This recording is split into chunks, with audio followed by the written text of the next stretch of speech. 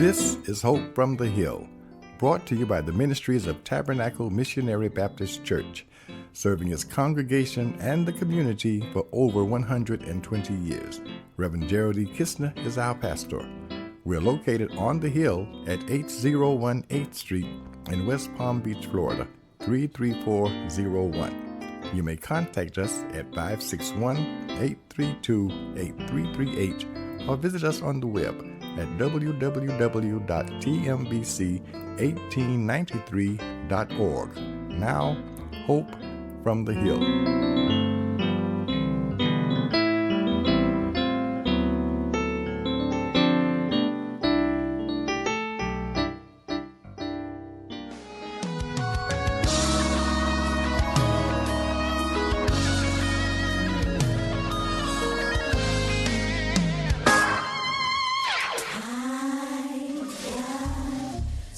The man who wears many musical colors. Those 7 words eloquently capture the multifaceted essence of Donald Lawrence. Songwriter, producer, composer, music choir director, and recording artist.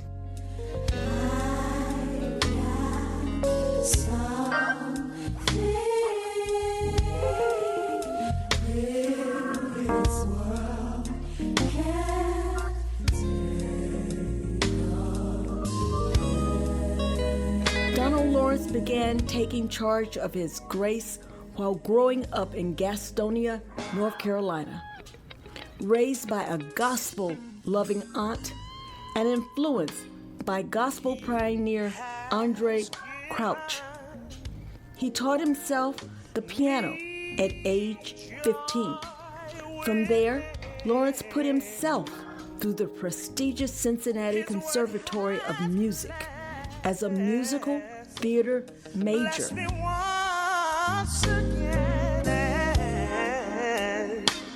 His word has taken all my fears away. It has brought. After working on the musical staff of the TV series PTL Club, Lawrence started sending songs to a North and South Carolina area group called the Tri-City Singers. He eventually became the group's musical director. Over the next 12 years, Lawrence and the Tri-City Singers recorded a string of top 5 gospel albums. I got something. I've got something that this whole world can't take away.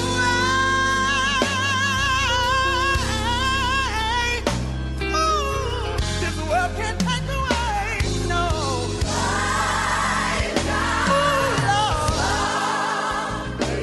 The group retired in the year 2006, crossing the country with a sold-out tour and a live recording that spun off the hits Encourage Yourself and The Blessing of Abraham.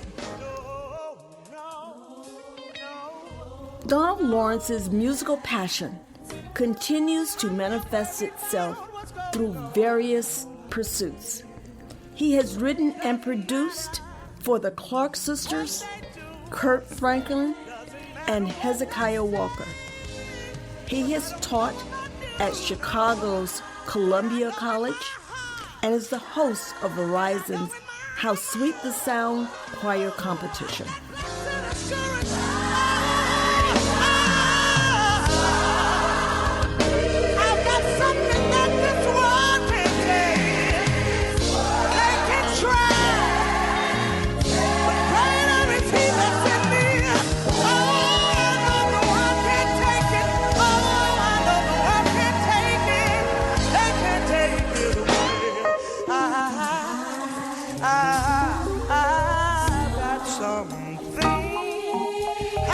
Something in me that this world, the world system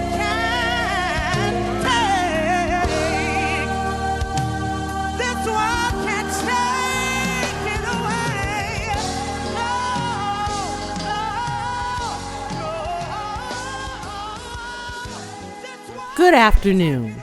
I'm Natalie Moore, and welcome to TMBC Public Square, where we take Christ from behind church walls and into the community.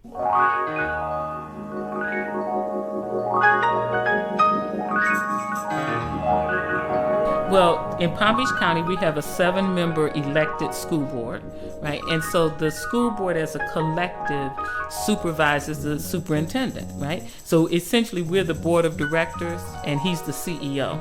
We also have 2 other employees, our inspector general and our general counsel, our school board attorney.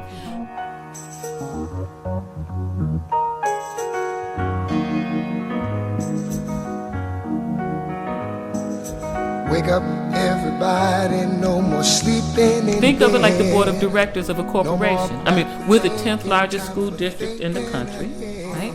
We have a budget of $3 billion with a B dollars, right? And so we are the board of directors of a very large corporation. It just so happens that this corporation's business is educating young people.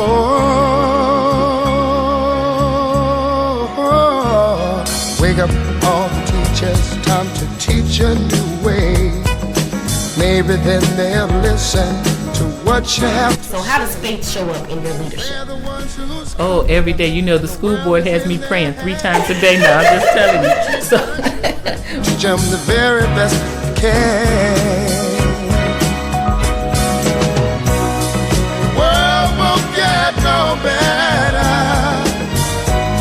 you know, I so believe in public education. I was a graduate of public schools in Flint, Michigan, which now is infamous for the water, but my mom was a school teacher.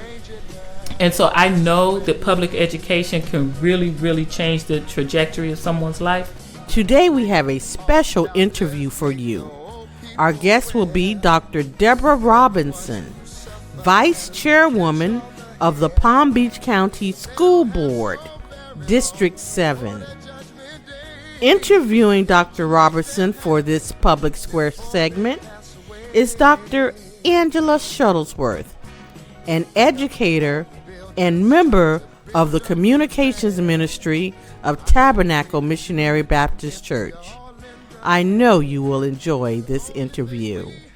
Greetings, this is Dr. Angela Shuttlesworth coming to you from Hope from the Hill radio show. Today we have the privilege and the honor of interviewing Dr. Debra L. Robinson of Palm Beach County School Board District 7. Thank you for being here with us. Thank you for having me. Today we are excited to not only talk about the back to school efforts of the county, but just to get to know you a little bit more as it relates to your leadership, the successes that you've had in the county, and what do you see for the future of our children and our youth as we get ready for this new year and the parents are getting excited and we want to make sure that our community is empowered to fulfill all of the things that they can. So are you ready? I'm ready. Are you ready for a great show? So I know a lot of people hear about the position of the school board reps. What is it exactly that you do? What is it that they need to think about as far as your roles and duties as they hear that title? Well, in Palm Beach County, we have a 7-member elected school board, right? And so the school board as a collective supervises the superintendent, right? So essentially, we're the board of directors, and he's the CEO. We also have 2 other employees, our inspector general and our general counsel, our school board attorney. Mm-hmm. Technically, the 22,000 employees of the school district are the employees of the superintendent, not the board.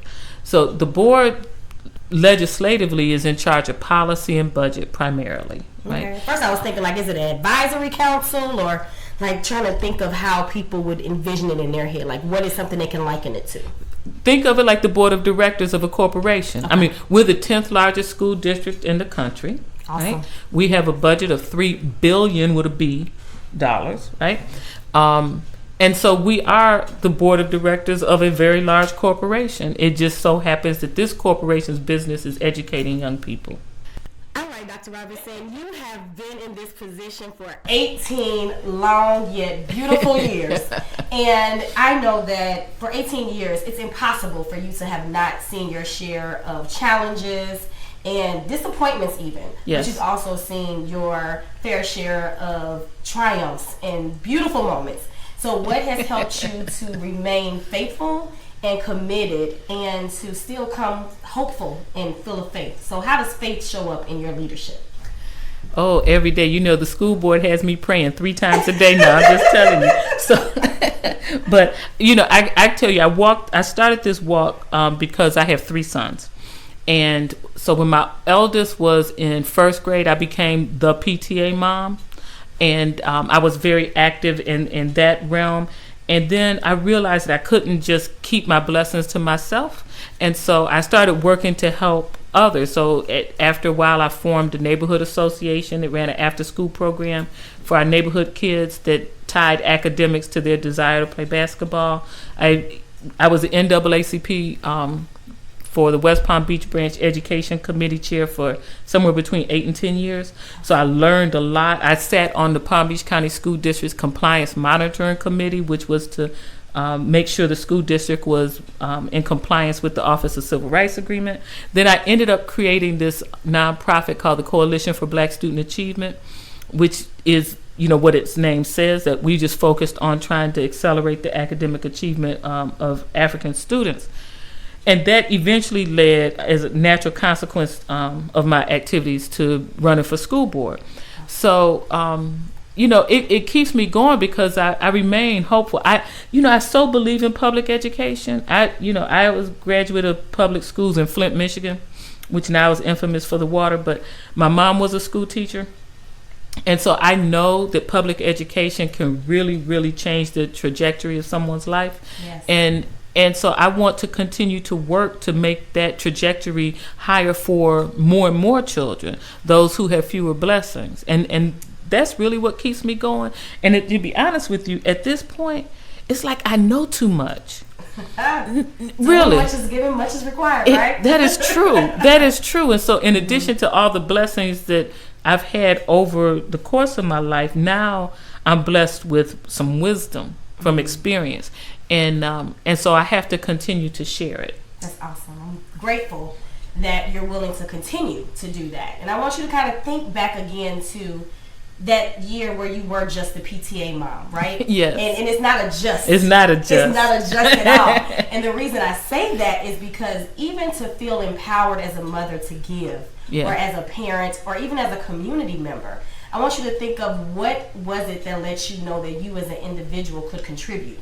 As we're getting ready for back to school, we want the community to know that we need their participation as well to make sure that we're going into a successful year. So what was it that let you know they need me, there's a path for me, or I'm going to create it? Well, that's basically it. I think it was really my upbringing, right? So my father was an attorney. At the time of his death, they said he was a civil rights attorney. I think he would have rejected that labeling. But I grew up, he babysat me at city commission meetings. When Mom went back to school to earn her master's, he was dragging me to the meetings where I saw him fighting the fight on behalf of our people. And so, I grew up reading the newspaper to see what bad things they were saying about my daddy, right? And so I knew not only that you could, in a sense, fight City Hall and win, I knew that I was raised knowing that you have an obligation to do so, And so it's no happenstance that my sister, Rachel, is in Ohio. She does fair housing law. And my sister, Yvette, is in Atlanta, and she's a social worker. We were just raised that you must serve. And I have no option of that either. My grandfather was Reverend Fred Shuttlesworth. My mom was Gloria Shuttlesworth. And I grew up looking at public service, either in a formal capacity or in education. Right. So it was one of the two. That's right. My father and aunts, everybody's a teacher in our family. Right. Rather at the collegiate level, down to elementary school and special ed. Right. So it was a way of, you're going to be brilliant and you're going to give back. Exactly. So I just wish that was a norm. And that people didn't feel like, oh, they have what they need. They don't need me. And it's like, how do we take, even if you don't have the degrees, are there avenues for them to contribute? And what does that kind of look like? Oh, absolutely. There's avenues. So, one of the things that I do when parents call me, and most typically it's the mom, with a problem that they've experienced with the school system. After I go back and forth, I call myself the translator sometimes because I translate between mama language and school district language and try to get each side to see the other one's point of view. And then I end up saying, okay, now how are we going to help this baby? Now that we have seen each other, like, how do we get to some resolution to help this baby?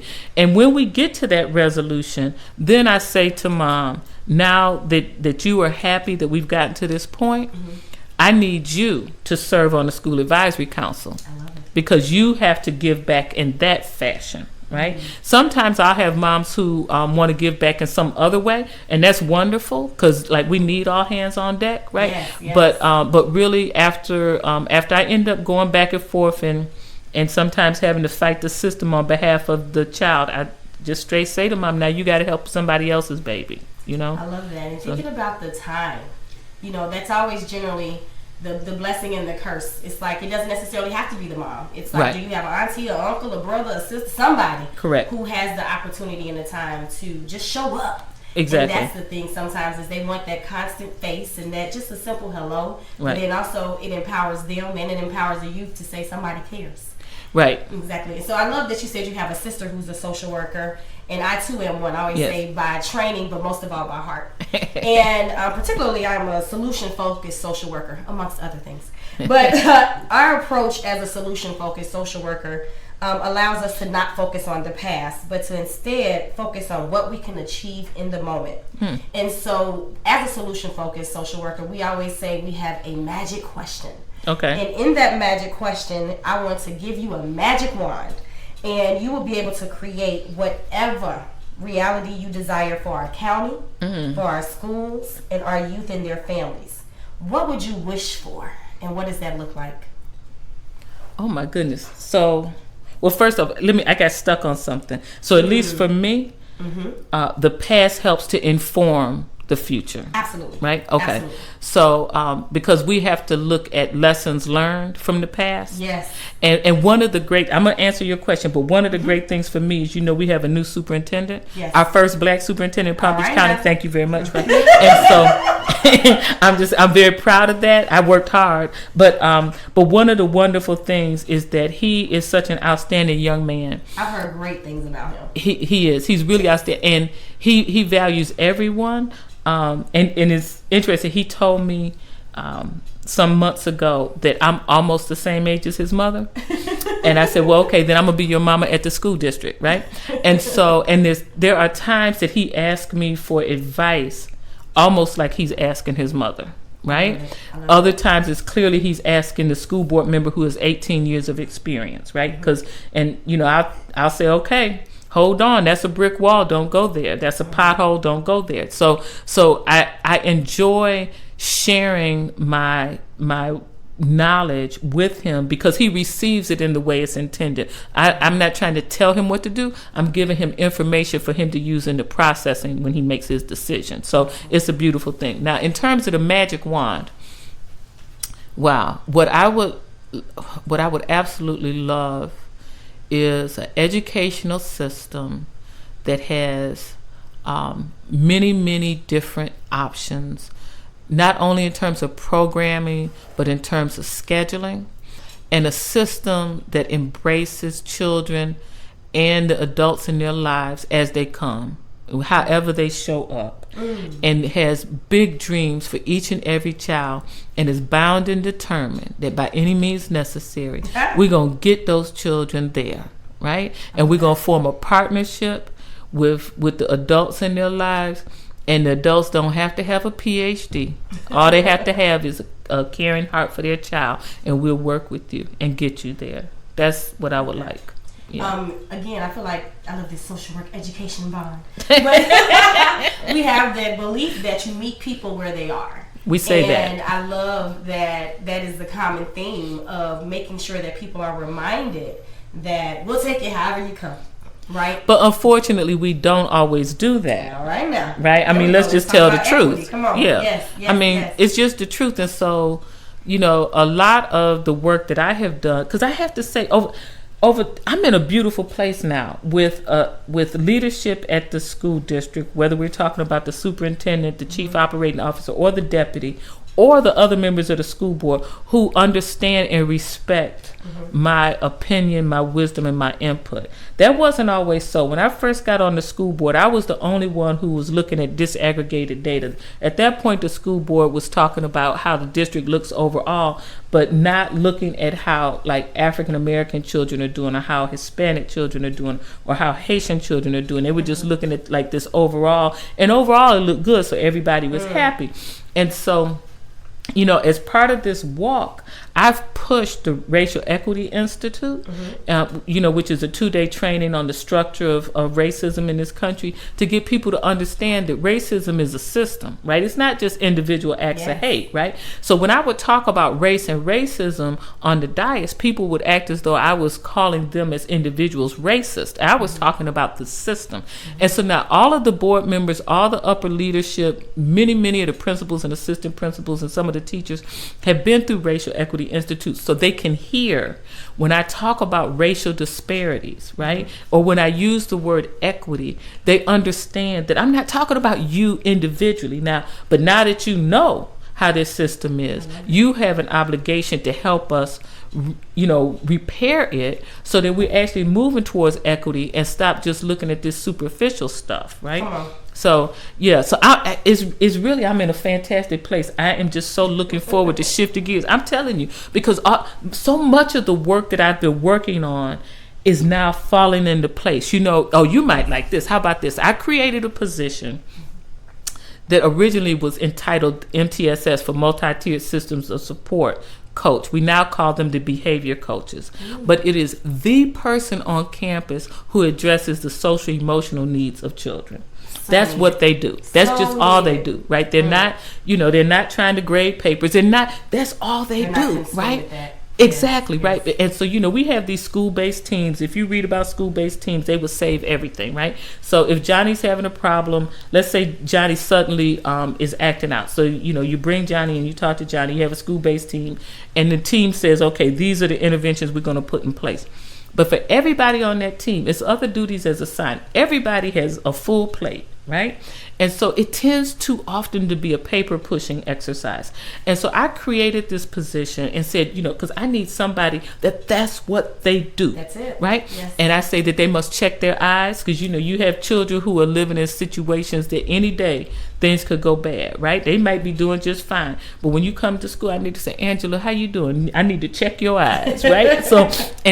And just make sure that you know that I'm there. You can come to me if there's any problem, right? If the child acts out in class, the teacher will send them to the behavior coach, who will then like check in with them and say, tell me what's going on. How do we remedy this? They will also be the one who would follow up when the school-based team refers children and families to outside agencies that are supposed to help, to make sure they actually helped. So that's all they do.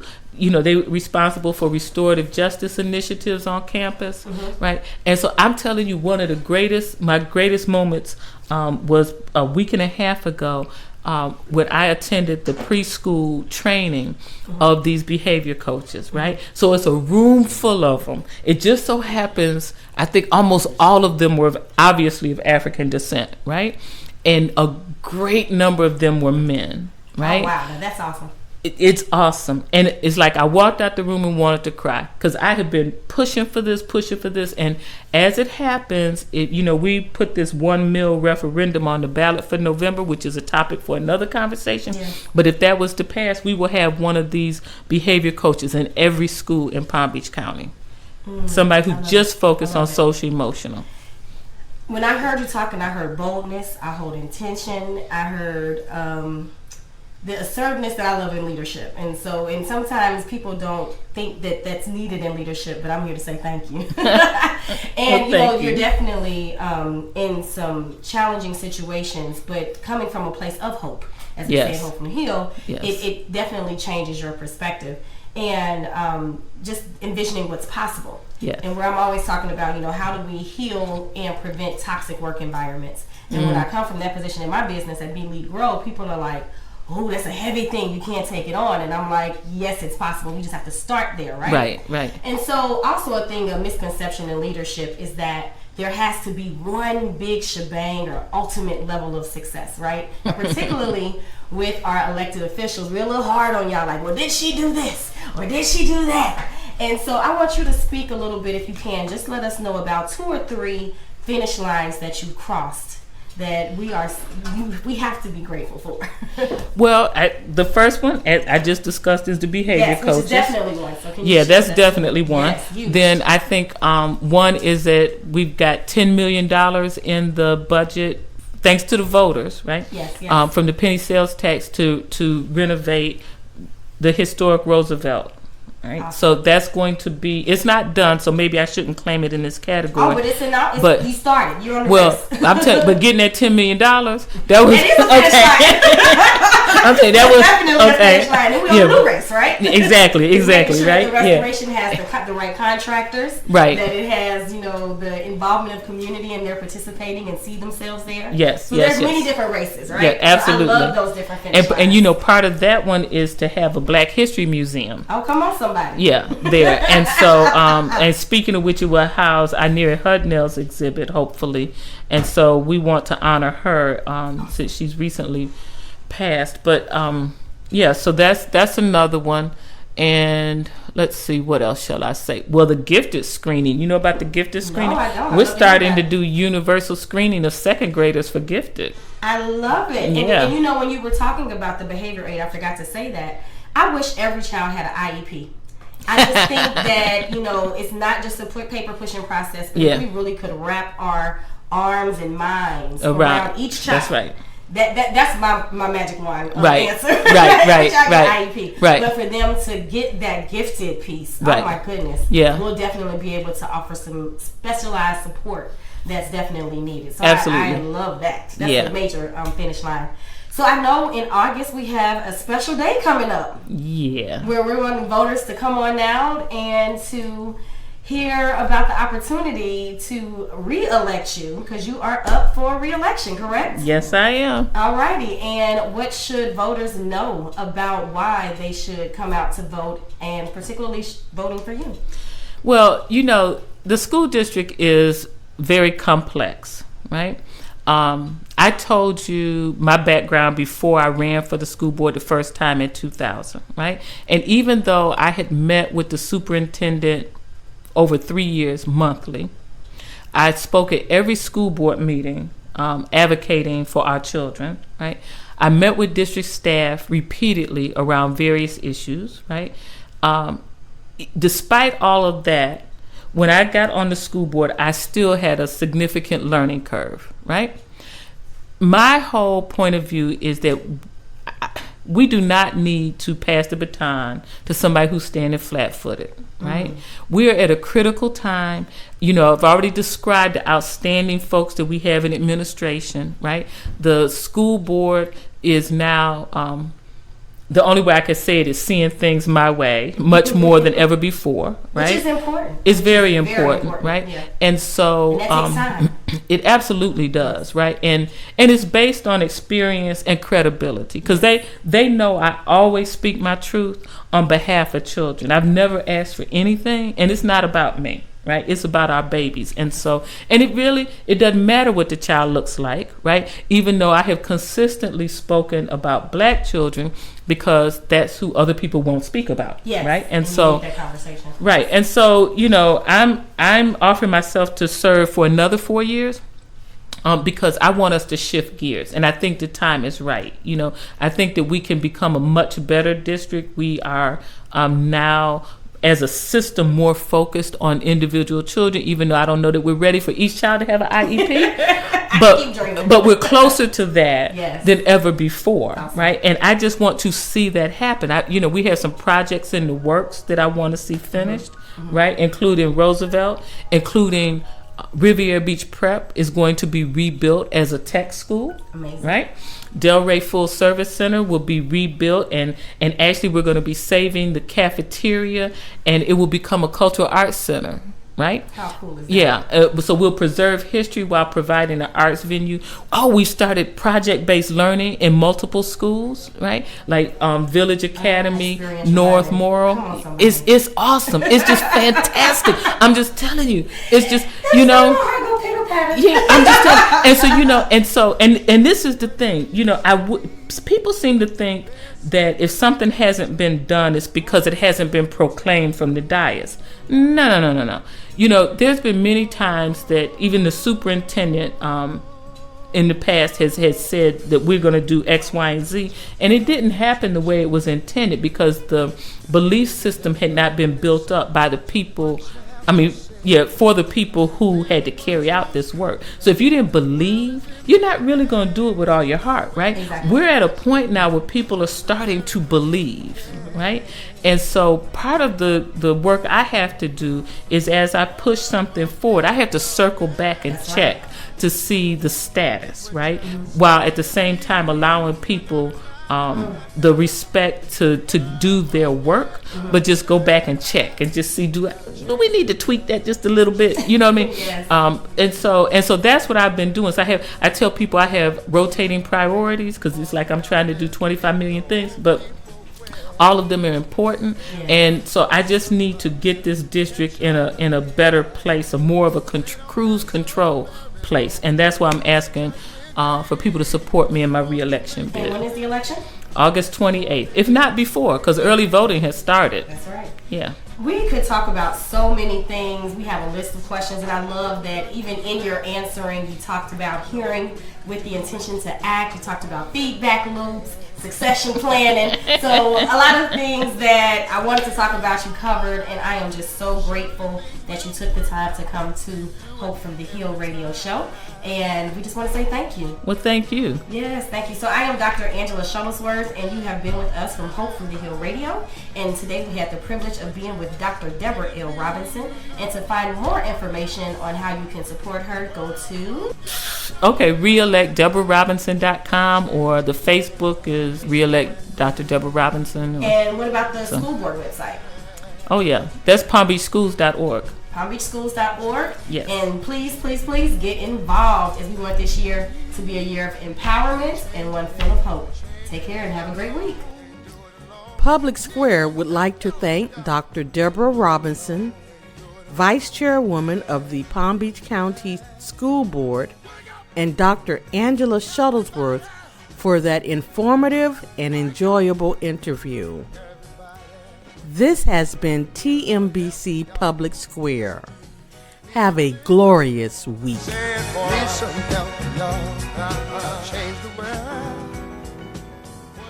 When you're down in trouble, you need some love and care.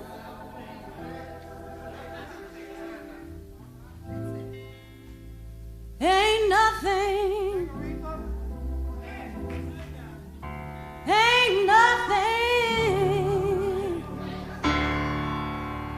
going right.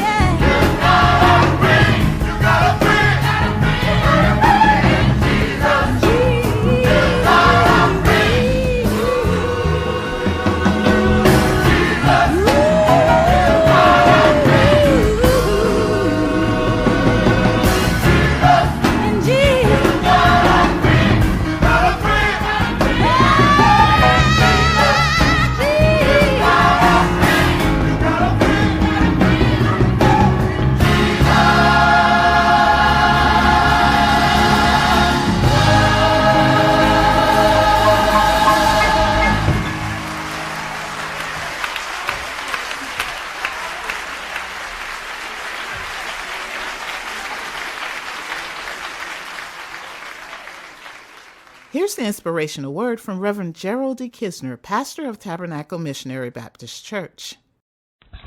Greetings, my sisters and brothers. I want to continue along the vein of talking about hope. As many of you know, last week we had a great revival, and our revivalists spoke along the theme of hope, not giving up, and where we find our hope. And I think that particularly with what we see happening every day in the news, particularly what's coming down from the highest level of our government, and what many of you may be dealing with in your own individual personal lives, I think a good dose of hope and a review and to remember about hope is important. There's a passage in the first letter of Peter, the first chapter, and the third and fourth verses. It reads thusly: Praise be to the God and Father of our Lord Jesus Christ. In His great mercy, He has given us new birth into a living hope through the resurrection of Jesus Christ from the dead, and into an inheritance that can never perish, spoil, or fade, kept in heaven for you. These are words that the early church would have received, the church that was really quivering in their collective shoes or sandals because they had lost their hero, Jesus. They had put all of their trust and hope in Him, that all of the problems of that ancient society would be restored, that Israel would be again a great nation under God. And yet here their hero had suffered a horrible, debilitating execution without dignity. They had envisioned, many of them, a royal king, but the problem was that they were looking through carnal eyes, through eyes that had lenses that were not filtered from a spiritual basis. And so this letter was to shore up hope again, and the letter has, I think, tremendous relevance for you and I today. It becomes really tough for many of us when we are dealing with what seems to be mountains that are too high to scale, or valleys that we find ourselves in that are so low we can't get out. And when we try to climb our ways out, it seems that we're thrown back down. There's a story that was told that during the darkest, steepest days of the Civil War, when it appears as if the Union Army, the Union was going to go down in defeat, when it appeared that the losses were mounting and the goals to try to just bring this horrible war to a close seemed to be not too encouraging. And the story goes that many of the leaders of the Union Army decided to go visit President Abraham Lincoln. From time to time, they looked to him for comfort and solace and guidance and hope. A certain delegation called at the White House, and they were met with the president. After a discussion with him, which went into great detail, listing all of the crises that were facing the nation and facing the army and the men, and morale was at a low, it appeared that hope was nowhere to be found. And you can imagine in that room as Lincoln looked at these who were trying to carry the Union's cause in a way that would bring victory and actually restore the Union. Hope appeared to be nowhere to be found in. Lincoln, as reporter has said, that years ago, a young friend and he were out at night. It was dark, and in the night there was a shower of meteors that fell from the sky. He said it was a clear November sky, and these meteors fell, these shooting stars, if you will. The young man who was Lincoln's companion was frightened, but Lincoln told him to look up in the sky past the shooting stars. Look past what appeared to be taking up all of his attention. Look past these shooting stars that were falling out of the sky and look past them to the fixed stars, the stars that were above and beyond these meters that were falling, those stars that were fixed and shining serene in the firmament that God had placed them. And Lincoln said he told the young fellow who was fearful and had given up hope, let us not mind the meteors, but let us keep our eyes on the stars. And isn't that a word of hope, a word of comfort?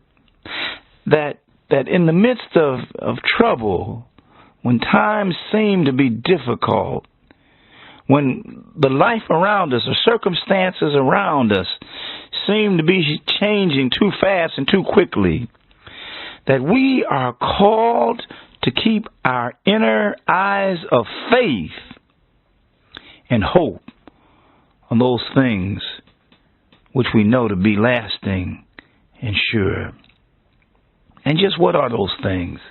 Well, those things are that there's a God that loves us with an ever-loving love. There's a God that is all-powerful, a God that is able to do anything and everything beyond what we could ever hope for or imagine. A God that has promised never, ever to leave us alone. A God that can carry us up every mountain that we may confront. A God that can look into any valley, no matter how deep it is, and He can reach down there and He can grab us. A God that has told us that if we take one step, He would take several. A God that has said that if we trust in Him and never doubt, He will make a way out of nowhere. A God that has said that my grace is sufficient for you. A God that has always been present in our lives, and a God that specializes in things that are difficult. We have to look at those things that are lasting, and that is God is ever present. God is a rock that we can stand upon, a rock that will hold, a ship that can carry us through the stormy seas of life. Oh, we can hold on to His unchanging hand, and God that will never leave us in the lurch. Lincoln told that boy to keep his eyes not on what he saw falling around him, but on those stars that were permanently affixed to the heavens. We must focus on what we know, and we have to know it within the very fibers of our being, and that is a God that is able. A God when we can't see Him, or as someone has said, we can't trace Him, we can trust Him. That we can lean on Him. A relationship with God alone and the power that God has to make crooked pathways straight. A God that has always been on the side of the oppressed and the downtrodden. A God that may not come when we want, but a God that is always on time. We must cultivate our relationship with God. That is the supreme goal. There may be temporary reverses, and they are indeed temporary. The sun may be hidden by clouds of despair and doubt. But behind every cloud, we know the sun is still shining. That just because we cannot see the sun, the S-U-N, the sun, S-O-N, is ever present. And God is the source of all hope, God never changes. God is in God's glory from the beginning of time to infinity, world without end. He is always, always there. We must place our hope.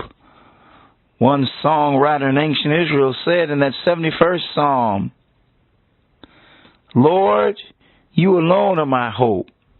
I've trusted you from childhood. And that is the thing that all of us must relate to. And again, in that 31st Psalm at the 24th verse, be of good courage, and he shall strengthen your heart, all ye that hope in the Lord. Many of us find shallow comfort and hope that is fleeting and passing. Some of us find our hope and our trust in the horoscope of the day. Some of us find our hope and our trust in the root lady or the root man. Some of us find our hope and our trust in certain numerical configurations, numerology. Some of us find our hope in a particular hero, a human hero. To be sure, it's good to have those human folk that we can emulate and we can try to model, but our ultimate hope cannot lie in a human being. Yes, there are those human beings that are available to help us, and from time to time, all of us need a shoulder, a human shoulder to lean upon. But there'll come a time, pilgrims, when there's no human being around to meet our needs. They're busy, or the line is busy, or they're occupied with their own problems. And in those moments, that is when our relationship with God and our faith in God must shine through.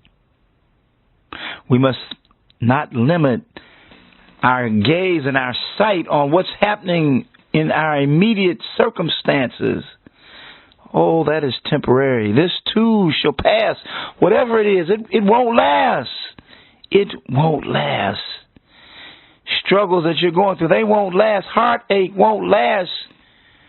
Tribulations won't last. Sadness won't last. Crying may last through the evening. Oh, but thanks be to God.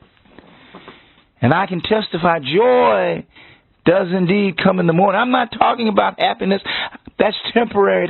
That depends on something tangible. Joy is that unspeakable, intangible thing that grabs you from the inside.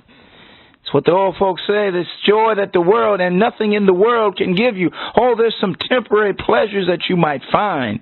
But that joy, that encompassing joy that allows you to take a licking and keep on ticking, that joy can only come from God through Jesus Christ, who walks with us and talks with us and lets us know that we belong to Him. If you lean on Him, someone out there knows what I'm talking about, that He is the source of all hope.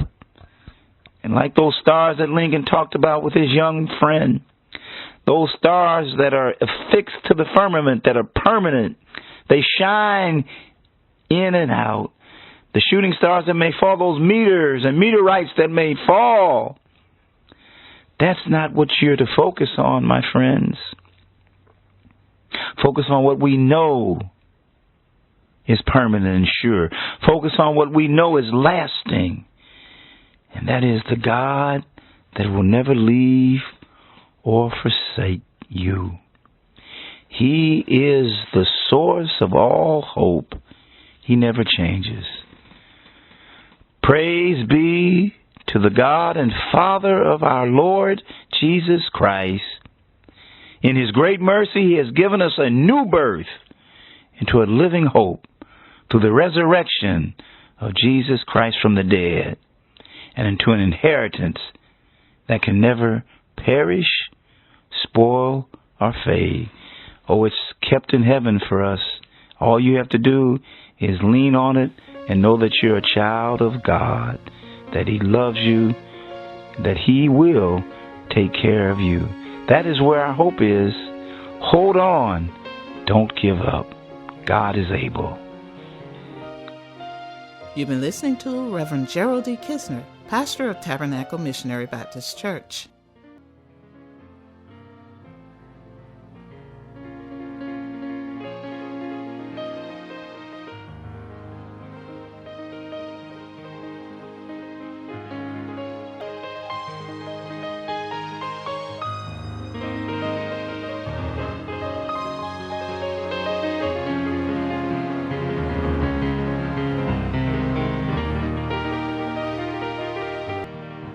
This has been Hope from the Hill, brought to you by the ministries of Tabernacle Missionary Baptist Church, serving its congregation and the community for over 120 years.